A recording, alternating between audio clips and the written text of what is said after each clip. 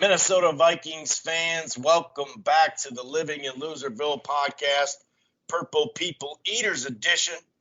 I'm your host, Chris Carlson. My co-host, Aaron Miller, will be joining us very shortly. So we are back to do another Vikings reminiscent back in the day. Although this isn't as far as back in the day podcast. Of course, 2 weeks ago we did the 80s, went through all those rosters. Man, it's fun to listen to hear those names and read the starting lineups and all that. But obviously, it peaked in '87. Last week we did the '90s, peaking in '98. Randy Moss's rookie year, and now we're doing the 2000s, which obviously had two peaks. 2000 technically was a peak. We all know how that ended. The show is called Living in Loserville, so no big deal. But obviously, it felt even more of a peak in 2009 with Brett Favre. So we're going to take you all the way through, just like we have the last couple of weeks, whether it's breaking down rosters and games and just things that you remember.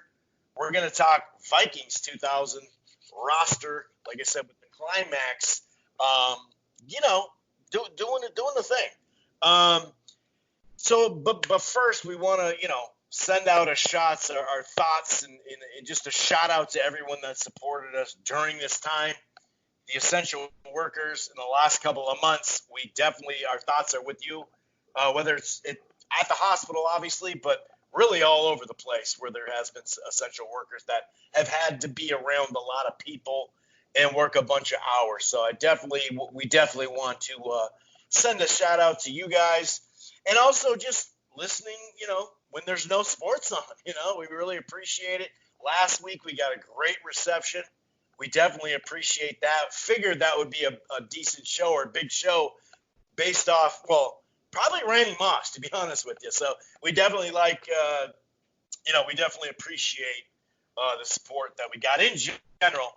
But you could really tell that people are still, any Moss content they could get, they're going to get it. So like I said, we are going heavy 2000s. Dante Culpepper took over in 2000, had a really damn good year, and then slowly but surely the roster started turning over, and not necessarily always in a great way. We got rid of Denny. We brought in Tice, Childress, so there's a lot to talk about. But before we get into that, if this is your first time listening to the Living in Loserville podcast, Purple People Eaters Edition, you can find it right here on blogtalkradio.com/rope-a-dope radio, okay? But you don't have to just listen to it on Blog Talk. Some people download the show there. Some people will listen to it in the browser. But we're all over the place. If you want to find this Living in Loserville podcast, it's located under the Rope-a-Dope Radio podcast at Apple Podcasts, iHeartRadio, Player FM, TuneIn, Spreaker, Stitcher, really across the board. We're also part of the Grueling Truth Sports Podcast Network, which can be found all over the place, a lot of places I just mentioned, including Spotify. You can use your Siri or Alexa through Spotify or TuneIn to find the programs, the platforms, I should say. While you're at it, why don't you head on over to thegruelingtruth.com. That's thegruelingtruth.com. It's football, it's basketball, it's baseball, it's boxing, it's everything in between. They got a great sponsor over there, betnow.eu, with the promo code TGT. And one more thing, if you're thinking about cutting the cord, or maybe you have and you're not all that happy, I got something for you. I use it myself. It's called AT&T TV Now. It's live streaming cable. You don't have to sign right up for it. They do have a 7-day free trial. Once you sign up, there's no annual contract. The plans start as low as $55 a month. You can stream it anywhere. They do have the cloud DVR as well. That's AT&T TV Now, live streaming cable. However, if you're in a part of a state or just the country in general, or maybe in the outskirts, or actually by an airport, which that can mess up your internet, there is AT&T TV. That would be more of your regular cable platform. It's a growing brand right now. It's available here in Minneapolis, Minnesota, in New York, parts of Florida, parts of Texas, parts of California, all the way up to Seattle in the Northwest, other places like St. Louis in the Midwest, it's out there. Like I said, it's growing. So just, Google AT&T TV, put your area code there, see if you got it. Otherwise, AT&T TV now, like I said, live streaming cable. Okay, so first, before we start hitting up this roster, I'm going to go ahead and bring in my co-host, Aaron, and see how he's doing. What's going on, man? How the hell are you? Oh, man, just, between nap 2 and meal 3 here. Meal 3, wow. When this thing started, I didn't have any idea. I didn't think it would go 2 months, 3 months. I mean, we're at almost 2 months now, solid lockdown. I know things are opening up a little bit, but I still can't figure out mask, no mask, wear mask. I guess maybe in the stores I put one on. I bought this pack of like 16 masks, and I keep one in my pocket. And whenever I feel like, well, I should probably put one on, but it's an awkward feeling. So I don't know. I hope we can get through this whole mask stage and just kind of get on to summer. The weather's getting nicer. Everything's got leaves on the trees. Things are looking good. So, hopefully we can get outside and enjoy the summer. Yeah, I mean, it's amazing. It hits me every spring where you'll catch it, where you'll go on a bike ride or a hike or walk or just be outside someplace. And then a couple of days later, like it gets warm, then it rains, then gets warm again. And you look at the trees, and you're like, oh my God. They're like fully bloomed. Like it's crazy how much green's out there. And at the start when I put on mask, I felt it sounds silly, but I felt a little safer when I was walking around the store, especially inside like that. But obviously outside it is safer. That's what all the experts say. In Minneapolis, though, inside it just came down that you do have to have a mask on. So if you're wondering, maybe not, if you're in the city limits of Minneapolis, you now have to wear a mask when you're inside. I know in a couple of weeks when some of the outdoor patio restaurants get going, we're going to have to wear a mask talking right to them. So it'll be, like you said, though, I mean, we've had this great spring with not a lot of tease of winter. And here we are, not able to fully enjoy it. But like we said before the show started, it could be a lot worse.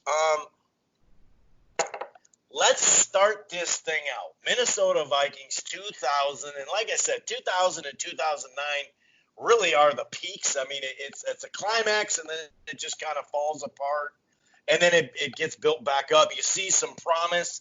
You're just like a quarterback away from being a damn good team. And what do you know? We had ourselves a pretty damn good quarterback at the end of this decade. But just starting it out, 2000, the roster, Kleinsasser's on it too. Fullback Kleinsasser, Matt Burt takes over, another guy that took over. Chris Olven is a rookie as well.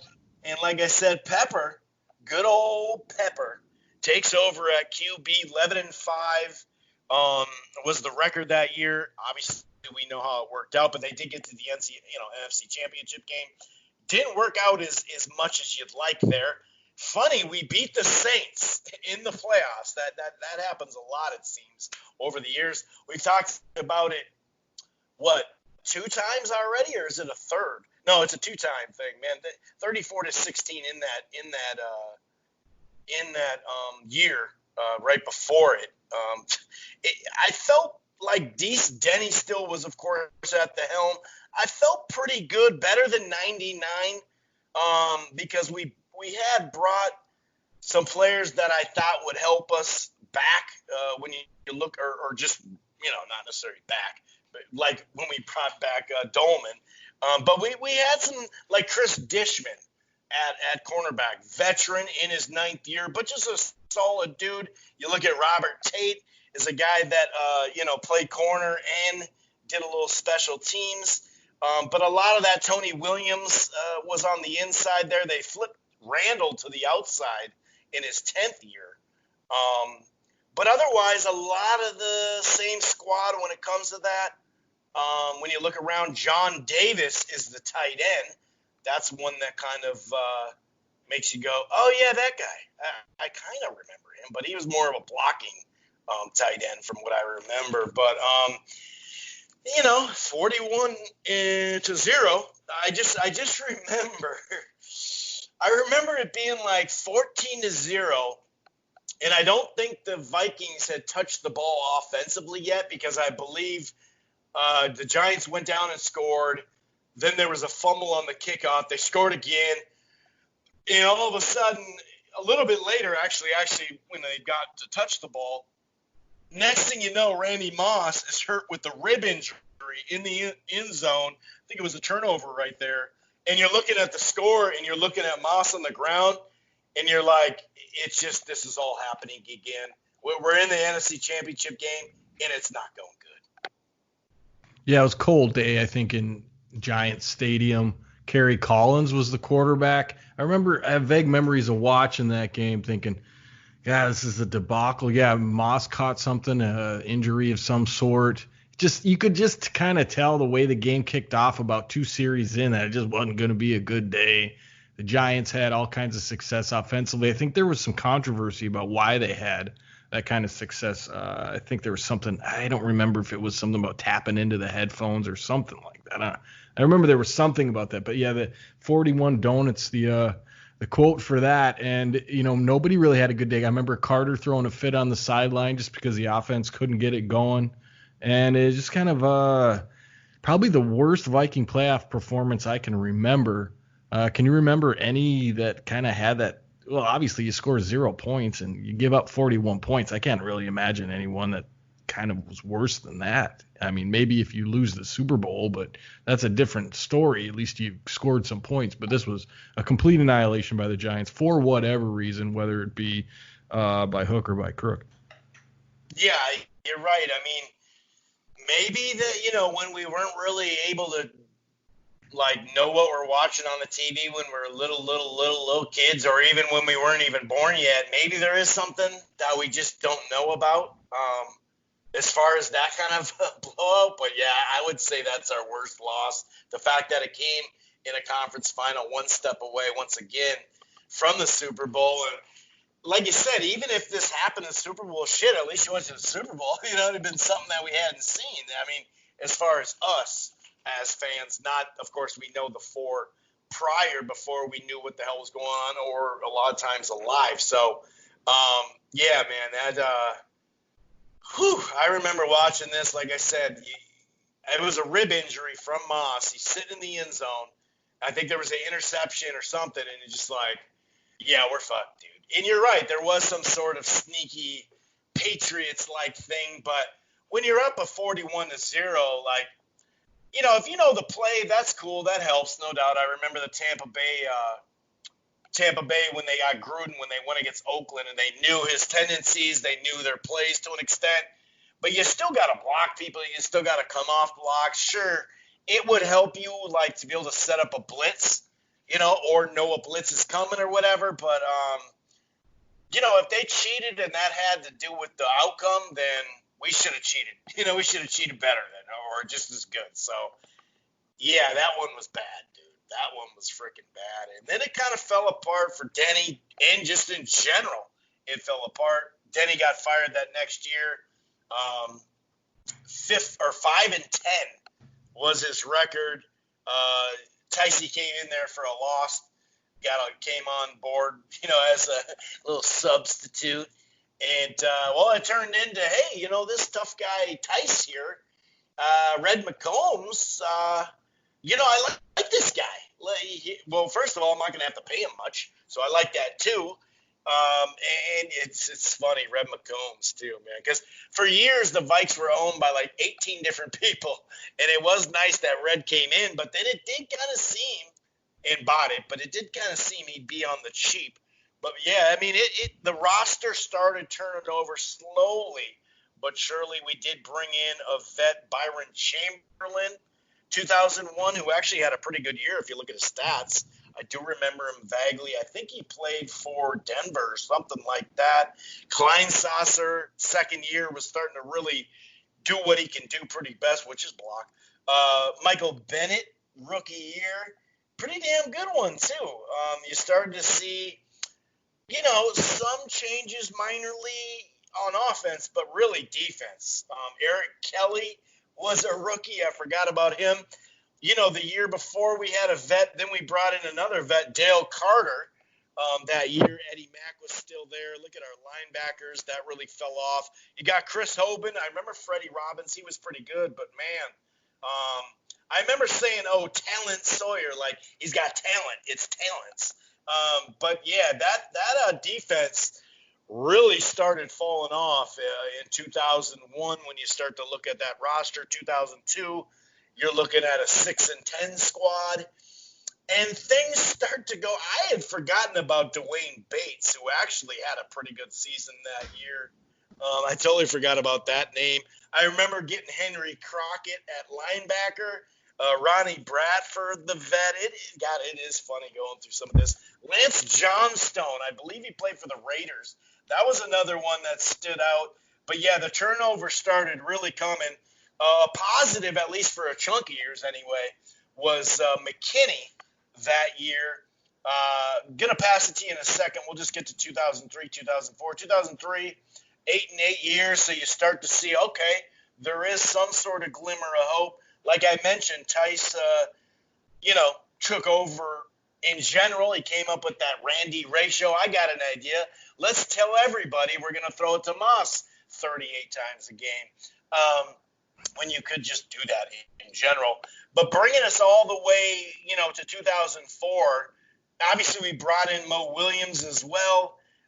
Kelly Campbell, I liked him, that little short guy, receiver, kind of a slot receiver. He was something that I just remember some of him. Bryant Russell was a pretty good free safety. Corey Chavis actually played corner but played safety for us. But when you get to 2004, now we're making some positive steps. We're 6th in the league out of 32 in scoring, 25 points a game. Pepper during these years when he's healthy, putting up crazy stats. This was his MVP, split MVP year, or should have been 39 touchdowns through the air, only 11 picks. Got a couple more on the ground. Michael Bennett had a pretty actually he got hurt that year. That's right. So we started seeing turnover, but it started to turn over the right way. E.J. Henderson, Chris Claiborne, some of these names really stand out. And, of course, I'll let you just kind of talk about a couple of things here. But, of course, that 8-8 year, 2004, we also brought in the guy Antoine Winfield from Buffalo. I was really pumped up. Kevin Williams, like I mentioned, E.J. Henderson. Wiggins, God, I liked Wiggins, dude. But really, to top it off that year, Moss with the hamstring that didn't allow him to play like he normally plays, thought, you know what? I got one good like deep route in me. Let's play action. Let's go deep. And then when we get the touchdown, we're gonna piss off Joe Buck in the end zone. Yeah, there's a lot of good names from this squad. I think they were trying to rebuild the defense at this point. Brought in Antoine, like you said, who paid a lot of dividends down the road because his kid came here and went to the U and all that good stuff.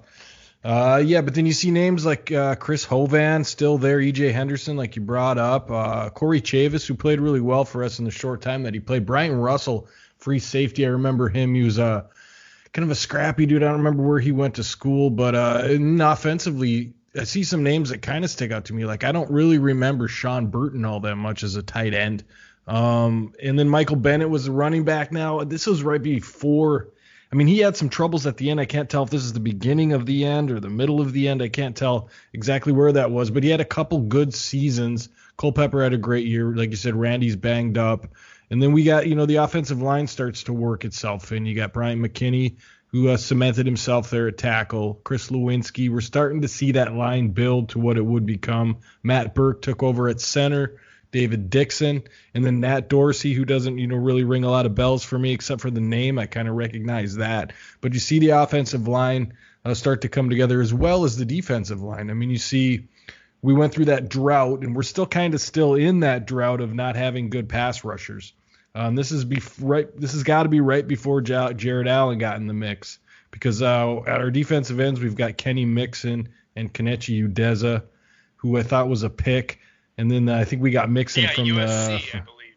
Yeah, Mixon came in from Denver. And so we're starting to build that. Hovan's still there. And then the big boy, Kevin Williams, after we fumbled up the draft that year and couldn't get a pick in, obviously we get Kevin Williams. who was a pretty good prize for that. So you're starting to see the defense start to build. We've got building blocks on the defense, some building blocks on the offensive line. Nate Burleson pops his head up and starts making plays. So you're starting to see the beginning of something that might turn out to be pretty good. Yeah, you really did. And you know, the whole thing with that is most fans know by now, obviously, but the whole Randy Moss fake a moon, and I just loved how he wiped on the goalpost. He wiped his butt on the goalpost. But, you know, like I said, Joe Buck, it's disgraceful, it's this and that and all that. But, you know, clearly if people don't know the story, when you get bussed into Green Bay as a football team, especially the way the Vikes go, you go basically through a neighborhood. And the last chunk of time, whether it's a mile or 2 miles, I don't really know, but the Packer fans, like they do, they're into their sports, man, especially the Packers, obviously, as we know, and the Badgers there, but they moon you. The basically ma, dad, kids, like they moon you. It's like literally they'll stand outside in their driveway, in their garages, out their window, and they'll literally moon you. I don't think they do that for every team that comes, and not everybody probably comes from that exact angle. I don't know. But what I do know is it was an inside joke, and the fans got it. They were like, you bastard, but okay, that's fair in a sense.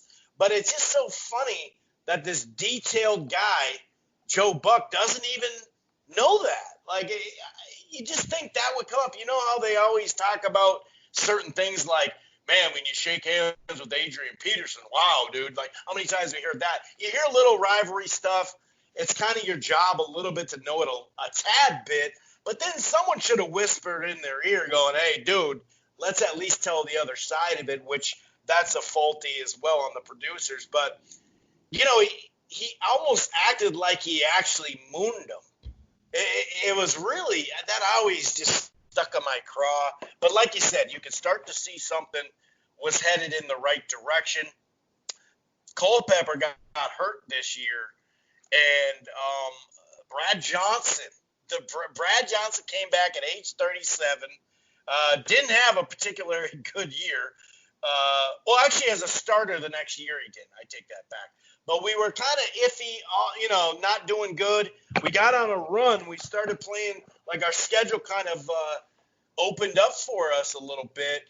And we went on a run. We got, to the point where we were looking like a top-tier team again. It was like, okay. And I remember back-to-back losses, one of them to the Ravens, I think the other to the Steelers. But I remember Brad, they started kind of catching up to some of the things Brad was able to get away with even at that age, and you could see it the next year especially. But I just remember him starting to throw picks in the red zone, and if you follow Brad Johnson's career, that's not something he did at all. So that was fun. Like you said, Taylor, Moelde Moore was on the squad. Travis Taylor, the wide receiver from Florida, was on the squad. We started bringing in some good talent, some veteran talent. Obviously, 2005, we now know this guy's a degenerate.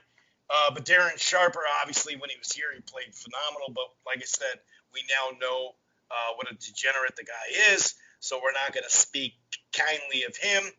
Erasmus James was a guy that I thought might turn out from, I think he's from Wisconsin, actually, now that I think about it. But like you said, we started to see some positivity the next year, though. We said, you know what? We're going to try to reenact what we did in that winning streak with Brad at 38, and he came back and put up 9 touchdowns and 15 interceptions. He did have 29 rushes for 82 yards and a touch, though. That's pretty good. Chester Taylor, Tony Richardson, the fullback. Wow, I remember that guy. And, of course, this is when we trade Randy, and we got this guy named Troy Williamson who, at Notre Dame in a running system, couldn't catch the ball, so I don't know why we thought he would as a pro, Aaron.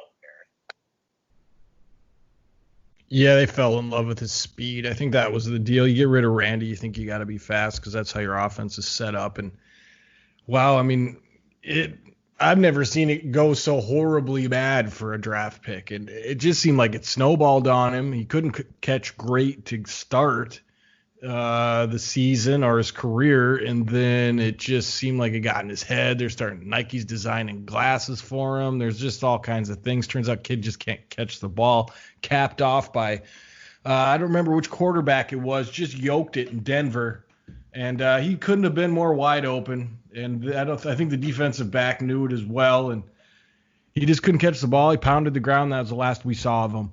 And that was maybe the season. They held on to him for a couple of seasons for some reason, trying to get it right. But you bring up a lot of cool names that I had forgotten about. Mwelde Moore got us through some tough games that season, running the football. And then there's, Lewinsky's there, Melvin Fowler. I'm just kind of looking at names that kind of stick out as names that kind of came and went. Erasmus James was a rookie. Again, we're trying to fill that pass rusher spot. And we just can't do it. We've got the inside with the Williams Wall appearing for the first time with Pat and Kevin. E.J. Henderson at middle linebacker. Still got Winnie. The secondary's coming together with Chavis. Again, like you mentioned, Sharper. And then Brian Williams, who came and went as well. But you're starting to see that team coalesce again into what it would become. McKinney was still holding down the tackle spot. And I remember that season, there was everything just kind of seemed disjointed. It was kind of, you had the parts. You're right, Brad Johnson was on his last legs and was making critical errors. But I mean, we kind of saw his whole trajectory. We talked a little bit about him last week and how he kind of started off and then he had some success and then he got beat up by Cunningham, went to another place, came back. And, it kind of turned into the old Brad Johnson a little bit at that point. I think he always kind of was what he was. I think in Tampa, they kind of maybe made the offense a little bit more friendly for him. And he made him a little more effective. But yeah, you're seeing names like Kleinsasser's there. Travis Taylor, remember, a wide receiver out of Florida. We all had high hopes for because we needed him. Randy was gone, and we had Nate Burleson, so there wasn't a lot to throw to for Brad either. So, I mean, I think you can't really put too much on his shoulders for that. But Adam Goldberg at right guard. Heck of a guard. Heck of a guard. I mean, we could use him now. But, no. I mean, you're just starting to see things that were there in the big season start to come there. Keith Newman's in linebacker, so we haven't quite gotten to Ben Lever yet.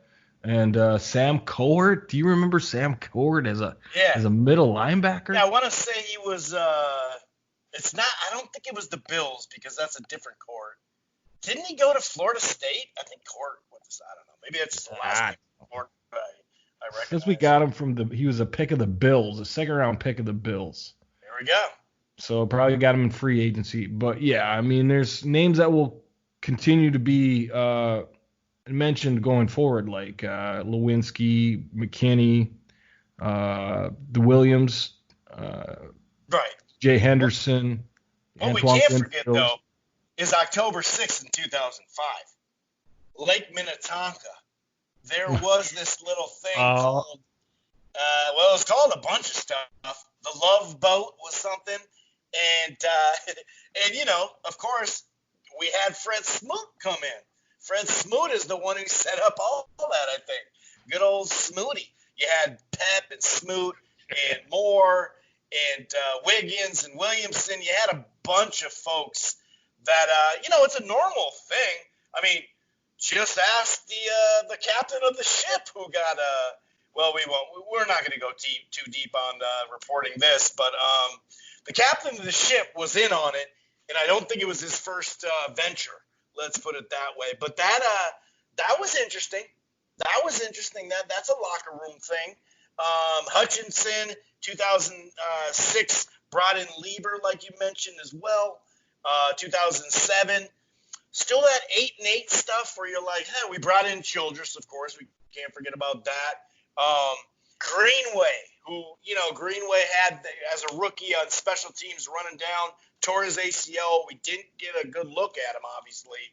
And, he had a pretty damn good career. I'm not saying he's a Hall of Famer, but I believe he's close to a Hall of Famer as far as, as a Vike. I think that he should be in the of Honor at some point. He was a damn good player. And also a guy named Tamarius Jackson shows up, and I believe that's the year before. I think he got a little playing time, and maybe that's who threw him the ball. Williamson, who was wide open, and like you said, just dropped it. Visante, Ray Edwards, Berrien, Gus Farrat. Once we got into 2008, we're talking about two. So 2007, 2008, we're starting to build. And, of course, Jared Allen from Kansas City pops into the scene as well, I think circa 2008. And like I said, you also have a guy by the name of All Day, Adrian Peterson, who's a pretty damn good little player there too. This is when you're like, dude, if we can just get something going at quarterback. We thought maybe, the old vet, the old Gus Farrat, who has a Washington Redskin headbutted, like after like a big first down play or maybe a touchdown. I remember he was all pumped up. He headbutted the pad right before, by the fans, almost like a baseball field. He headbutted it, but there was like a steel thing there, messed up his neck. I remember that. It's like, oh, Gus, what are you doing? But, yeah, it seemed like, okay, dude, we're really starting to do it now. Cedric Griffith was in his second year, who had started as a rookie as well. Like I mentioned, Lieber, but Napoleon Harrison as well. And really, Ray Edwards, dude. Oh, my God. He actually was trying to be, I don't know if he still is, but trying to be a heavyweight boxer, like a lot of pro football players do when they try to find something else to do. I don't think he was done yet. I think it was the lockout when he was doing that. Either way, though, by the time 2007, 2008 rolled around, this is right when we're like, dude, we were 10-6 that year. It looked like, man, if we can just, what do we get? The second round? Do we trade up to the second round to get T-Jack? I can't remember. Yeah, I can't remember either. Right now I'm scanning. I'm looking for Sidney Rice because he wasn't a rookie in 2009. I'm at 2008 right now, by the way. And, yeah, you're looking at receivers here. You've got Bernard Berrien and Bobby Wade is listed as starters that season. And I'm trying to look. I know Percy wasn't there because that's Percy's rookie year the following year. So I'm looking Sidney at – he didn't play his rookie year. But you're right. He was on the squad. But was he on the roster already? I mean, he had to have been. There he is. Yeah, I see him. Yeah, so and then you got, B-Rob wasn't playing a lot at that point either. We had Jared Allen coming in. Nafahi Tahi was there.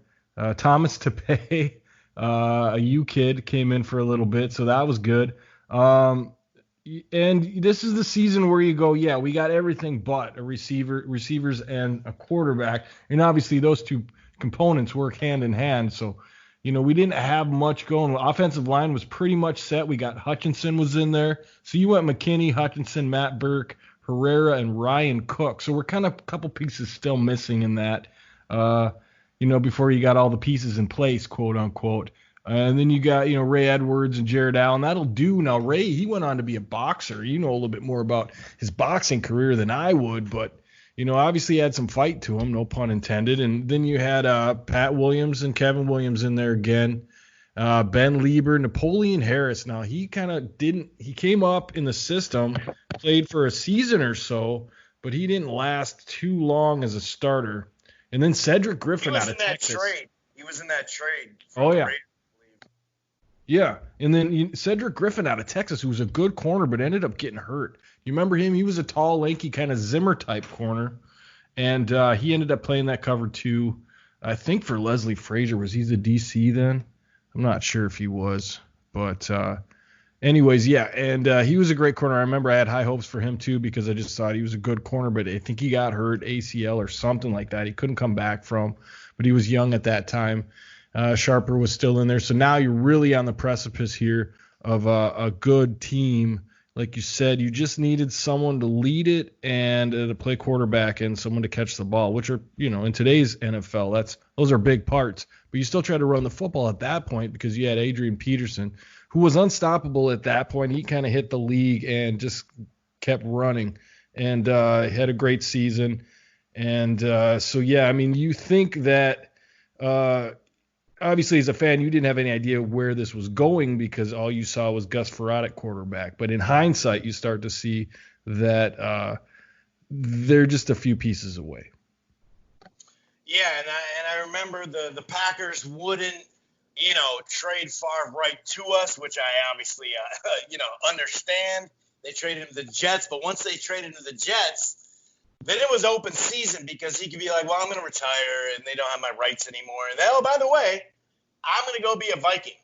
And it was pretty funny how that worked. Phil Lohold was a tackle out of Oklahoma. Sullivan we had drafted, and now he was in there for his first year starting, who that kind of solidified that line, that Anthony Herrera, the other guy we could actually use this coming year, just a solid. So, yeah, I mean, definitely the line was set.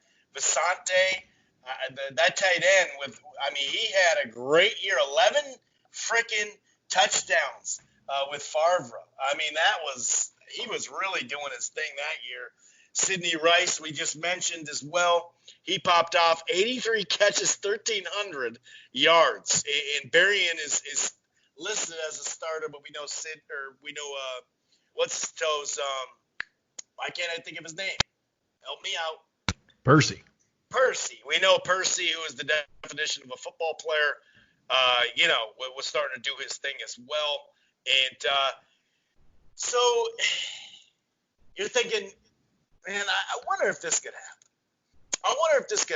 And then the helicopters in the sky and Jared Allen and I can't remember who else. I think I can't remember. Greenway and somebody else went down there. I think it was Hutchinson. Hutchinson, yeah. That sounds about right. And, he's just like, hey, let's do this. Let's come get you. Let's save you. And, he still had a little juice left. And, man, did he have. He was 40 years old, but he put up over 4,000 yards with a guy who, a running back that almost put up 1,400 yards, too. So that's telling you something. Only 7 picks. 33 touchdowns, one of his best years, and the guy won back-to-back MVPs. So that was just, I got to say, some people didn't like this, the whole, he's an enemy. I'd rather go 0-16 with him on, and not have him on our squad. Some people were in and out of this. I do remember at the time we hadn't seen each other in a while, and you were at a bar just down the way from where I was, and somebody that I know really well and was like, hey, Chris is right down the street. So we get to talking. I remember right away when it happened, you weren't necessarily not necessarily on board because you knew Favre was a stud, but just it kind of bugged you a little bit that this freaking guy who we watched, once a year at least get us was now going to be a Minnesota Viking. And a lot of fans were very mixed. Either people were like, hell yeah, F the Packers, or it was like, God damn it, I hate Favre. I can't do this. Wow, yeah, I remember that as well. And I was apprehensive, and I was really against it in the beginning because I thought to myself, well, you can't just do that. I was thinking that, you're a Packer, you stay a Packer. I know I went to the Jets for that year, but I just didn't know, and I kind of had a feeling that it wasn't going to end well. And, of course, we'll talk a little bit later, but Brett had been, throwing interceptions his last season in Green Bay, making big mistakes at big times. I think we talked about that a little bit at the time. And it didn't take me very long to get on board. I think game 1, I was like, all right, let's do this. I mean, he had a fantastic game. Peterson had a good game. We had Percy just showed up from day 1. You just knew, okay, well, this is different. And we've never moved the ball like this in the last 10 years or so. And I was just like, It's very easy to get on board. Now, I didn't know it would go as far as it went, but it was sure fun to watch, especially young AP just, killing people. I mean, it was just violent running. And then Percy could catch anything. He could run anything. He could return kicks, just an offensive football player that could play today. And I think he's going to try. But he just was very skilled out of Florida, and it was, kind of caught a good break in getting him as well. And he just fit into anything you needed to do offensively. You could use him in the backfield, anything that you needed. So I kind of got on board pretty quickly with Brett Favre. I didn't like it at first But I always had the feeling, pit in my stomach, that when it comes down to it, he's going to do something. But what a year. I remember I think I worked at a pizza shop at that time, and the whole season it was just pretty much talk about this play, that play, this player, that player. And it was a really fun year. And you see names like, that when it came together, Matt Burke had left. Remember, he went to Baltimore. And so we are all concerned about if Sullivan could handle the center position. And he held it down well enough. Phil Lodeholt had come in and take care of that other tackle spot. And the defense looked solid, although it was still running that cover 2, which is now a joke. But, it was one of those years where it's like, we'll see where it goes. But it didn't start off well for me. I wasn't on board right away. I mean, a lot of people, just that inner hatred for Green Bay, I totally get it. But, yeah, even that first game against Cleveland, you brought that up, and it flashed in my head like, oh, yeah, he went off, AP. Because remember, he just man-child that little boy out there on the field. He pushed him over.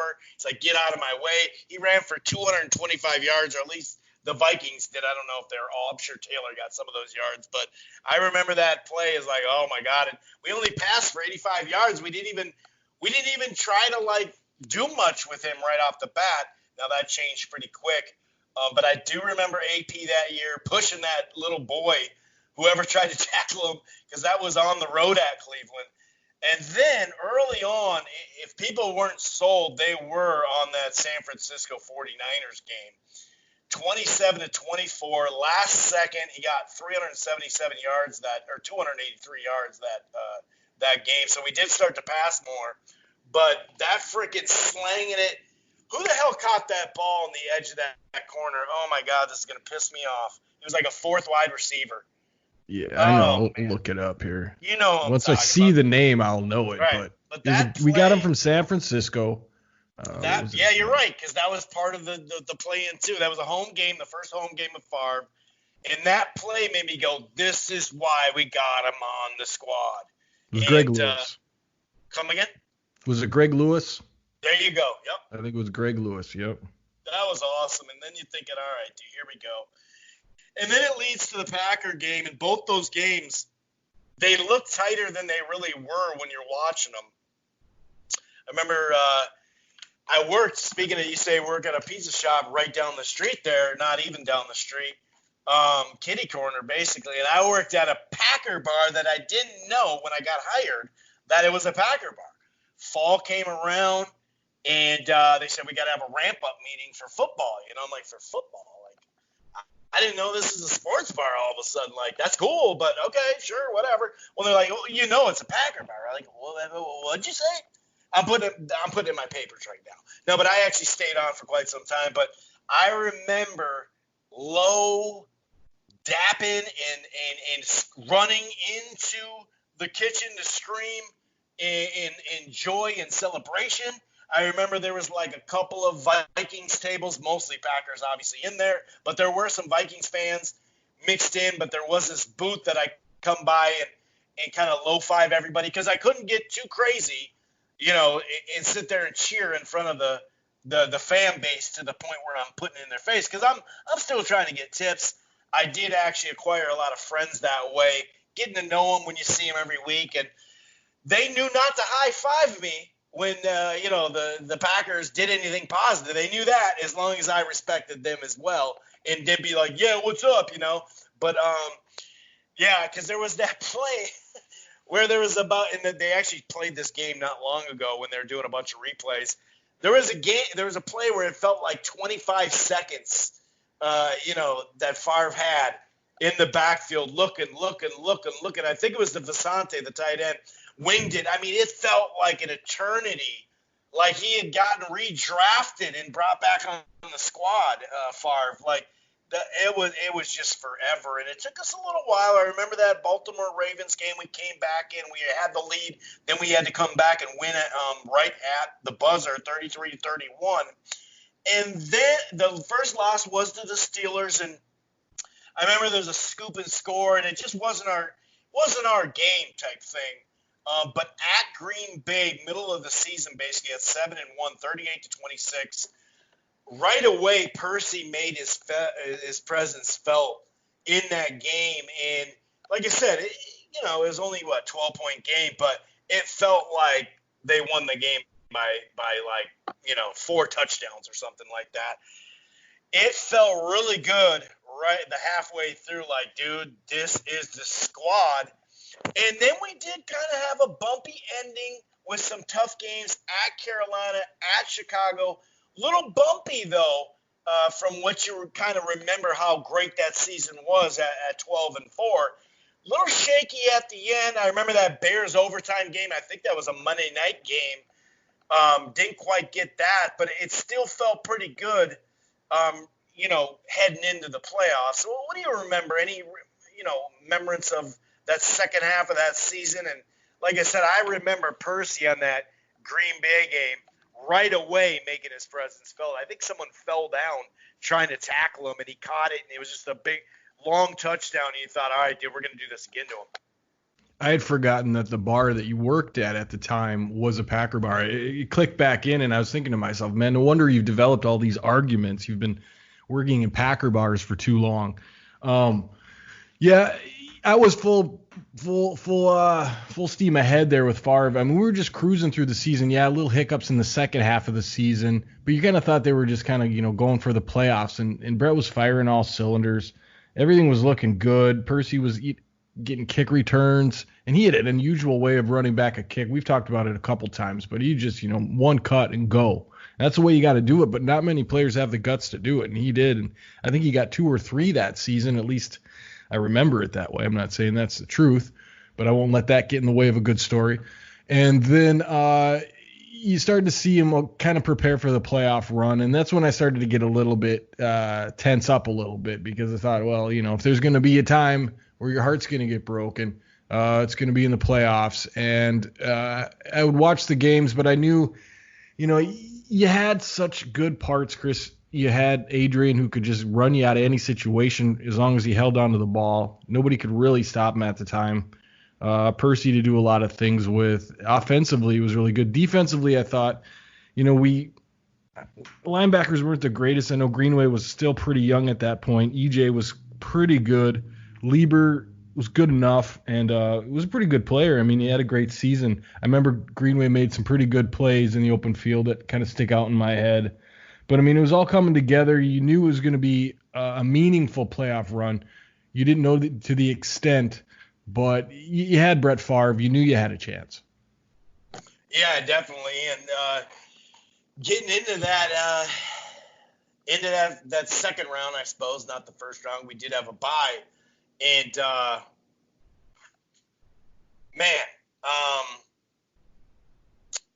that butt whooping.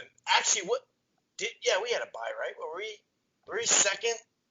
Second in the division that year? Yeah, because the Saints were number 1. That's what it was, right? Yeah. I think so. That sounds right to me. So the Cowboys hadn't won a playoff game in quite some time. I remember that. They got the win, and they're all feeling good. And we just devoured them, 34-3. We actually put down the screens and all that year in the Packer bar. It was pretty dope. And just to back it up, I never got in any arguments with those Packer fans, ever. I knew not to. You know what I mean? I knew not to, because one, it's going to fuck up my tips. 2, it's like, these are fucking Packer fans, dude. Like, it's getting like the Badgers or something. It's like, I'm not going to be able to argue with you. I just can't do it. I was pretty good at for a while. A couple times you just have to go in the kitchen. I need a little time. Yeah, I think probably you had more arguments in your inner dialogue, I suppose, than outwardly. You're still trying to make that money. I get it, but I don't know if I could have done it. I mean, I don't know if I could have held in my excitement or my disappointment that way. So I got to give you kudos for that. Yeah, that first year it was a tough one. I remember it was the first game against the Packers, actually, on the road, and they'd set up a screen outdoors. It was indoor and outdoor. They go outdoors until like somewhere in November. And I remember the first game, they ended up losing, but that was the Rodgers first year as well. But just kind of, we just kicked the shit. Sidney Rice is just catching balls left and right, kicked the shit out of them. And then, obviously, NFC Championship game, Saints, this is our year, yada, yada, yada. But we can blame a lot of people, in that. The pick at the end against the Saints, obviously, the pick at the end, instead of just taking the 3 to 5 yards, we got a great kicker at that time. I just mentioned kicker and Vikings of late, so I'm going to knock on wood. It didn't really feel, it felt like, okay, we're good to go. But when you look at, there's people to blame. Like I said, I just blame Favre. But when you look at it, it's hard not to blame Adrian Peterson in that game. He had 2 crucial fumbles, and one of them were about to walk into the end zone in the first half. And it just was crushing at that time. Because sometimes he tried to get that extra little something, and it was actually, it would have been 21-7 more than likely. They ended up scoring on that next drive. I believe it would have been 21-7 at half. And when you look at that, it just hurt me. I was like, you know what? Here we are. Let's put Taylor in more than just for this game. In the Super Bowl, it's a fresh start, AP. I'm not saying don't ever give him the ball. But at that time, he loved to, by the 4th or 5th guy that's on you, AP, at some point, you're going to have to protect that ball more because the 6th guy, he's just going to go for the ball. And that's what was happening that season. And actually, if you look at Barry Sanders, Walter Payton, some of the great running backs, the first couple of years, they actually did have some fumblerooski problems. Now, he, to his credit, tightened up that later in his career. But that game, I was just like, you know what? Screw it. Let's just go with Taylor right now. Taylor is steady. He's solid. He was like a 1,000-yard rusher before he got here. I believe he got to 1,000 the year before we got AP. He knows the system. He could play on third down, which he played on third down a lot of times instead of AP. I was just really intent on saying, you know what, let's just bench Peterson momentarily for a little bit because we can't. In some of those 2 fumbles that he had, and he also, I believe, put it on the ground and lost yardage. So we were backed up on a third down, if I remember correctly. But when you look at the total stats of that game, dude, looking at the total stats of that game, you just look back and go, only us would lose that game. Maybe us and the Browns. Yeah, impending doom. I mean, I think you raised good points about Peterson's culpability in that. You're right. I mean, he's the strongest dude in the world. He couldn't hang on to the football in that game. Critical times, critical fumbles. But, I don't know if I want to blame. There's so many things you could blame that game on. There was the whole, Bounty Gate thing where they were trying to kill everybody, the Saints that were trying to hurt everybody. And then you got, Peterson probably taking some tough shots, to drop the ball. And then you got, I completely remember the final play offensively that game. I think that was the final play with Brett. And, man, I mean, there were so many options there. Well, wasn't that the final play of regulation? I don't know. Yeah, probably. Yeah, I think it was final play of regulation because we were trying to move into field to kick a field goal to win the game.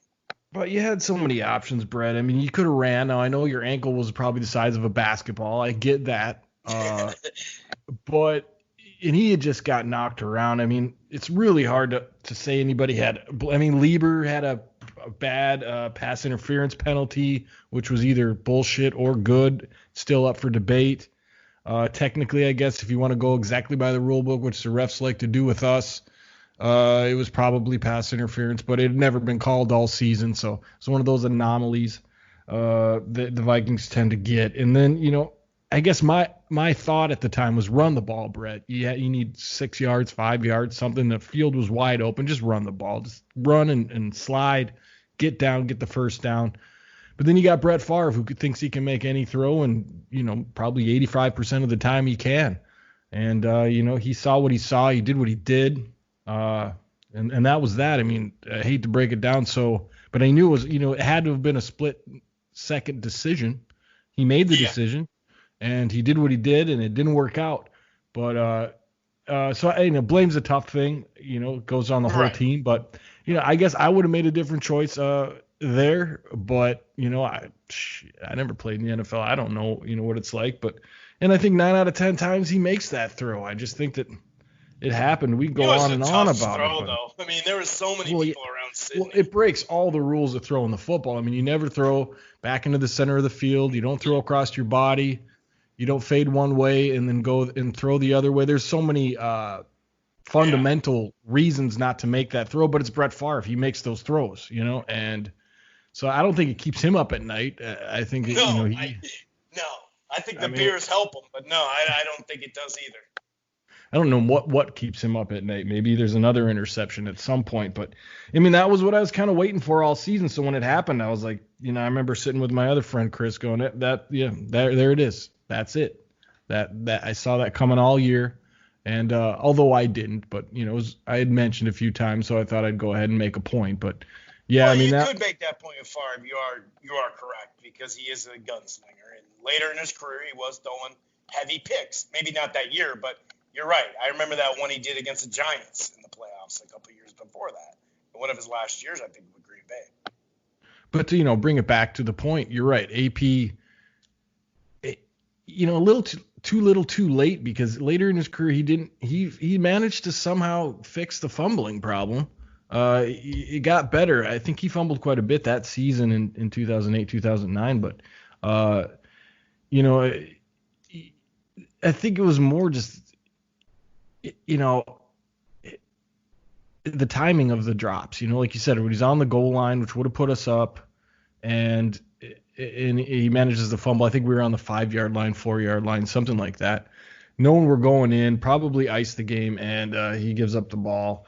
Defense, I think, made a stop. But, yeah, I mean, you could look a lot of ways at that game, and actually probably is paying dividends now because we keep beating the Saints in big situations. And so, yeah, I mean, but that was a tough one, man. I mean, almost as tough as 2000 or as 98. 98 was more of a how in the hell could this happen? 2009 for me was more of a kind of I told you so moment, but nonetheless still deflating. Yeah, it definitely was. And then, cue in the Living in Loserville podcast in Minnesota sports since 91. Brett Favre had the streak going, bunch of starts in a row. I think he got up to 13 or whatever, and he got hurt on a field he probably shouldn't even been playing on because it was frozen, because that's the year the Metrodome, caved in, and the field that they have for the Gophers, they didn't have the little Kindles to warm that thing up. They weren't even playing on it at that. They didn't even know, let's just do it. We got to do it, So we get a home field, and he got trashed on that field, and that was a rough season to bounce back on. Obviously, technically that's 2010, but it sure just kind of went out with a whimper, okay. We brought back Moss that year, but didn't we trade for Moss that year? I think so, because Sidney got hurt. Or did we trade Sidney? I can't remember. But we got Moss that year, and he caught a touchdown with the Jets, I believe. I think that was the year. Maybe was it a couple years after that? I think we brought back. No, I think you're right, because I think they actually connected for one long touchdown pass. Yeah. And I remember the interviews being like, Favre said he always wanted to throw to Moss. Moss said he always wanted to play with Brett, and it was a big deal. I think they got one touchdown out of that whole thing, but I don't remember if they traded or he came in some sort of free agent deal. I don't remember that at all. You'll probably be able to look it up. Well, I think it was during the season, so it had to be. I'm pretty sure. Well, maybe they cut him. Maybe it wasn't a trade. Maybe they cut him and then brought him in. But I remember, I think it was against the Jets. Nice catch in the end zone. But yeah, it pretty much faded away, as did the end of that decade. And now we've come to another end, and it's 2009, that year, and we had some problems trying to find a quarterback after that for quite some time, and it led the 2017-2018 season. That went pretty damn good, but man, it took us a while to try to find a quarterback, whether it's Vet, whether it's Ponder. I believe, didn't T-Jack get another crack at it when Favre left? I don't remember now, but yeah, man, it was a rough one, hell of a season, beating the Packers twice. That was great, but yeah, the way it ended, there is about 3 or 4 things you could pick to with the bounty, like you said, in that game. But it's just one of those, endings that's why we call it living in Loserville. I know there are some people that don't like that. They'd never even listen to that podcast because of the name. And then when they really think about it, they're like, yeah, you fucking hit it on the nose there. So, any last words, sir, before we shut this puppy down? I think you were right about T-Jack. I think that was Childress' last stand of trying to fit a round peg into a square hole. Just didn't really work out. And you're right. And then the quarterback carousel started, highlighted by some great names like Brooks Bollinger and just some really Matt Castle for a bit. So I mean, that's when it started, and it all kind of culminated with getting Cousins here, and we'll see what the returns are on that. But feel free to follow us on Instagram. We're at living.inloserville, dot between the in and the Loserville .podcast on Instagram. We're going to try to post a little bit more. We'll definitely post this show and give you a link to listen to it. And it was fun talking about the 2000s, or the aught Vikings, I guess we'll call them. It really had a great start, fell on our face. I think that 41-0 loss to the Giants it just fucking tumbleweeded the rest of the 2000s for a while until they started building back up. But like you said, it is fun to still go over these rosters. We'll be back for at least another show. You never know, maybe 2, but like you said, we like to appreciate or send our appreciation out to everybody that supported us during this time when there's no live sports.